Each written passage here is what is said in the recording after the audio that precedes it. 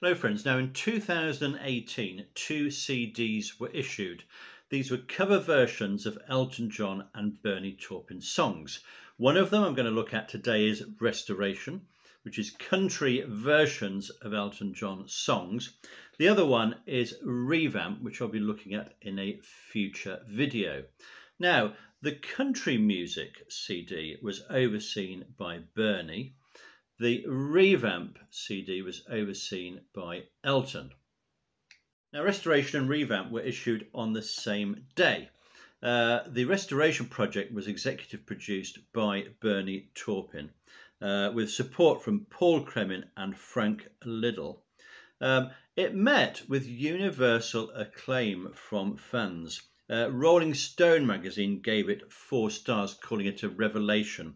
And it was seen as the kind of the riskier and more rootsy version of some of these songs, and perhaps got a more favourable reception than the Revamp CD. Bernie also used his artistic skills to create all the artwork for the album as well, and it's very beautifully done and ties together really well. And a quick look at the cover there, we can see faded musical instruments there, an old flag, sort of a mood of the West there, if you like. Now what we've got here are 13 tracks, some contemporary musicians, some more from the classic era, some of which were known to me, not all. I am a fan of country music and I've got a reasonably big collection of country music, so I was interested in these recordings and how they turned out. I'm going to review each track with my usual scale of 1 to 10, and then at the end I'm going to suggest perhaps some other country artists who could have been used and what songs they might have sung as well. And I invite your suggestions as to covers you would like to see. Now, a word about cover versions. What is the point of a cover version? For me, a cover version only works if it adds something to the original, if it takes the song in a different direction, either melodically or harmonically or in the arrangement that it does. If it's just kind of a like for like copy of the song, then I'm thinking, well, what's the point? Because the original from Elton was so good, why do we need another version of it? So I'm going to be kind of looking at the songs to see what they add or what they, how they take the original in a different direction. And those are the ones that are going to score higher for me. Now, track number 1 is Rocket Man, recorded by Little Big Town. This starts with some interesting sounds from the NASA space mission to explore Jupiter. So we've got some real science going on there, creating a bit of a soundscape. Little Big Town are an Alabama country group who kind of specialise in 4-part vocal harmonies. We've got an unaccompanied voice starting, then some tight harmonies coming on, and the vocals are very impressive actually, especially the lead male vocal. It bursts with excitement on the refrain. The verse is a little bit too elaborate for me. Good drumming on this, and I like the fade out at the end. Of course, what comes to mind with a Rocket Man cover is Kate Bush's version, which is pretty exciting, pretty unusual. Is this better than this? Is this anything different from that one? For me, it's pretty good, this one. I like it. It's not outstanding, pretty good though, and I'm going to give it a solid 6. Track 2 is Mona Lisa's and Mad Hatter's. This is by Maren Morris, who's an American singer-songwriter from Texas. It was nominated for a Grammy Award. Now, of course, we all know the original song. It's one of Elton's finest ballads, this, evoking this sort of image and atmosphere of being in New York for the first time. Maren Morris has got sort of an indie type voice, a nice rootsy voice, which comes through very well. There's some nice Hammond organ on this. The guitar's a little bit too prominent, I don't know. It's almost like the guitars are wanting to steal the attention away from the singer on this one. There's a little bit of yodeling towards the end, which is not to everyone's taste. I don't know, could somebody really go for it with this song? It all feels a little bit restrained. I don't know, I'd have liked a little bit more oomph to a cover version of this to really see what you could do with it. Maybe a sort of a rockier version of it, possibly. It's an interesting version, but could it have gone in a slightly different direction? So for me, it's quite good without being good. 5. Number 3 is Sacrifice, and this is sung by Don Henley, of course, founder of the Eagles, and Vince Gill, veteran country singer who has also sung with the Eagles. We've got an attractive guitar opening on this, but I'm just wondering why this is a duet. Doesn't quite hang together as that. I'm not sort of sure what's going on there. It's obviously a fine song, but for me it didn't really add anything to the original at all. Maybe lacks a little bit of grace and finesse, and the accompaniment was too loud for me. When I think of cover versions of this song, I think of Sinead O'Connor's absolutely brilliant pared back version of this song, which is just amazing. And obviously Elton's original is great, but that version by Sinead O'Connor is just spine tingling and just shows what a beautiful song and how it can be different in a cover version. So this one a little bit average for me, 4. Now, track number 4 is Take Me to the Pilot. This is presented by the Brothers Osborne, a country duo from Maryland. Now, I've got to admit, this song has never been a particular favourite of mine. I only really like it on that 1711-70 album that Elton did of one of his very early live concerts, and it really came alive on that, and a very good version. I find the lyrics a bit obscure, and it's okay as a song, but it's not one of my favourites. Now, there's loads of reverb on the vocal on this one, which doesn't particularly work for me. And I just find it a little bit dull, a little bit boring. Again, it's just not an improvement on the original at all. I would like to have heard a bluegrass version of this, and I'm pleased to say there are some further on in this album. So a bit below par for me, this one, 3 out of 10. So patchy sort of start so far to the album, but things do take a turn for the better. Track 5.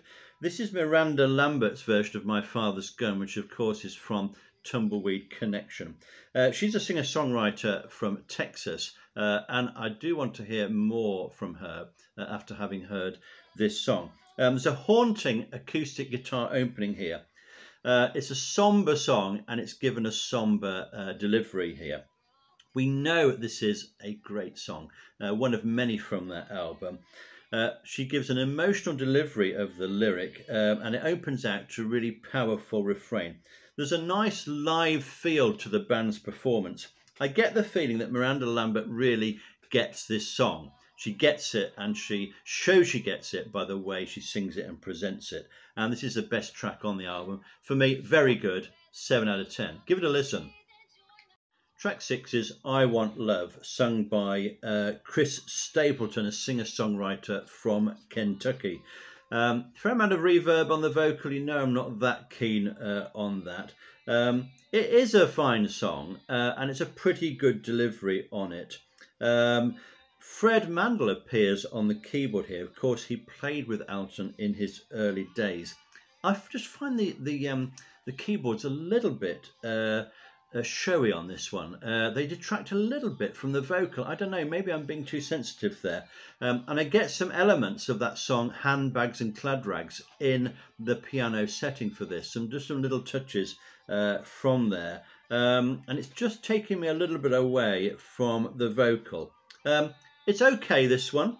I would say it's just a bit of an average cover version for me. I'm going to give it 4. Track 7 is Leanne Womack, a singer-songwriter from Texas, covering Honky Cat. Now, I want to talk about this because Honky Cat has never been a particularly favourite song of mine. I acknowledge the fact that it's a popular song, lots of people like it. I've just never particularly liked it that much. But what this version does is it takes it to a different level, and it's made me look again at this song, and I really enjoy the way she covers this one. Can she bring it alive? Yes, she can bring it alive. The vocal is very closely mic'd, and we get the guitar gradually building up and giving a good backing. We've got a bit of mandolin in there. We've got a bit of organ. It's a really good country feel to this song. It sounds distinctive. It sounds different. It's very different from the original. And we get a fantastically exciting arrangement. I really urge you to give this a listen. For me, this is the best song on the album so far. I'm going to give it an excellent 8 out of 10. Now, the next track is one of my favourites from Goodbye Yellow Brick Road. It's Roy Rogers, which is a great atmospheric country ballad already. So it deserves to be on this album. Casey Musgraves here covers it. She's a Texan singer. Does a faster version than the original with a gentle backbeat to it. There's a second harmony that's been added, which is different from the original, but I'm not sure it quite works actually. She's played around just a little bit with the melody and the refrain there. It's a charming song. It's not unpleasant, but a little bit on the ordinary side. So I'm going to rate this as just fairly good and give it a 5. Track number 9 is Please, and we have two great artists working on this, the bluegrass artist Rhonda Vincent and Dolly Parton, who needs no introduction from me. They've given a bluegrass workover to this song, Please, and it's got kind of a hillbilly introduction with driving banjo on it. Rhonda Vincent, of course, is a mandolin player herself, very talented multi-musician. It's slower than the original, but I think this really works. There's some fine fiddle playing going on there from Hunter Berry. It's a smooth and confident country filter for a quality song. And this is just what this sort of album needs, this sort of version. And I would have preferred actually more of these, perhaps less of the kind of poppy ones that we've heard before. So good for this one, 7 out of 10. Now, track number 10 is The Bitch Is Back, which is covered by Miley Cyrus, who is a singer-songwriter. Loads of reverb on the vocal of this one, and it sounds a bit like a stadium version of the song, like a live stadio version of the song. I really can't get on with this at all. I find it very unremarkable, very uninteresting, you know, it's a great rock song, this one of Elton's finest, and it just needed something a little bit different. It doesn't sound very much like a country song at all, actually. Some odd things going on with the lyrics as well. The words meat and steak are both missed out and are crossed out on the lyric sheet. Maybe this is something to do with vegetarianism, I'm not sure, but you know, why pick this song anyway? So not one of the best on the album, I'm afraid. I'm going to give this one 3. Track number 11 is Sad Songs Say So Much. Dierks Bentley is a singer-songwriter from Arizona. It's a good band feel to this one. The drums and electric guitar work together. There's sort of a honky-tonk feel to it. He's changed some of the emphasis of the words in the verse, which is interesting and fair enough. You're allowed to do that. It's a fairly decent listen. Lacks just a little bit of muscle for this one, for me. And the band is a little bit livelier than the vocal maybe on this. Maybe we needed a little bit more power in the vocal. It's okay, fairly pleasant, 5 out of 10. Now we have two great artists on the next track, which is This Train Don't Stop There Anymore. We have Rosanne Cash, who of course is the elder daughter of Johnny Cash, and a great artist in her own right, and singer-songwriter, and Emmylou Harris, who again probably doesn't need any introduction from me, just a great artist. Now they open in quite an atmospheric way with a backbeat. Rosanne Cash coming in first. We've got driving drums and a great pair of voices working well together. So I think these two voices do work well together. Emmylou coming in on the This Train part of it. They really sound like they mean the words, especially Emmylou when she sings, "I crumble into pieces on the ground." That's really moving, so listen out for that line in the song.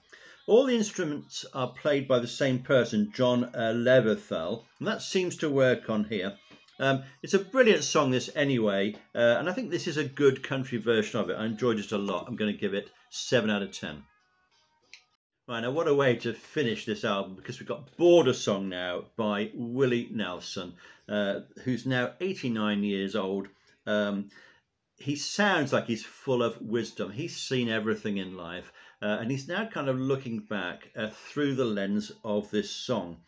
His distinctive voice cuts in to this disjointed, fragmented musical landscape. I just love the way they built this up. There's raw instrumentation on this, and it strips the song back to its very basics. And that message, let us live in peace. It's like, I've seen it all in my life. I've met a lot of people. I've seen a lot of things happen. Now, this is my message. And he really has an authentic feel to the way he delivers this. It's a great end to the album. Excellent for me. 8 out of 10. So we've got there a total of 72 marks for 13 songs. That's an average of 5.54 marks per track. Just before I compare that with some other Elton albums that I reviewed, just wanted to make some suggestions as to other country artists I'd like to have seen on this. Lucinda Williams, right, what about her doing Madman Across the Water? Patti Loveless, what about her doing Wonderful Crazy Night? Sam Baker having a go at Daniel. Patty Griffin, could she do Sorry Seems to Be the Hardest Word? And what about Pokey Lafarge doing I'm Still Standing? I'd like to hear those, and I'd certainly pay to listen to that. Overall, though, I think this is a pretty decent listen. Now, big question. And now the car test. Would I play this CD in the car? Well, for me, it does pass the car test because this is a CD that I pick up now and again to play in the car. It's a pleasant listen. There's lots of different tracks on it. I don't think there's quite a skip over track on them. There's a couple of weakish ones, which I could probably do without. And I would like to have seen even more sort of bluegrass, sort of rootsy versions of some of these songs, but I think it was a very worthwhile project to do, and it shows the strength of Elton and Bernie's songwriting, and of course they've always had this love of the American West, haven't they? So let's see how this fits into my Elton John album list there, and with 5.54 we can see Restoration coming in there at number 18, just above 21 at 33. Of course, it's not an Elton John album as such, but it is an Elton John endorsed album with involvement from Bernie Taupin and, of course, featuring all of their songs. So that's why I'm rating it with the others there. So, what do you make of this album? Have you got it? Have you got a favourite track on here? Do you think these sort of cover version albums work? Let me know your thoughts. I'll be back with another video soon. Don't forget, we're still standing.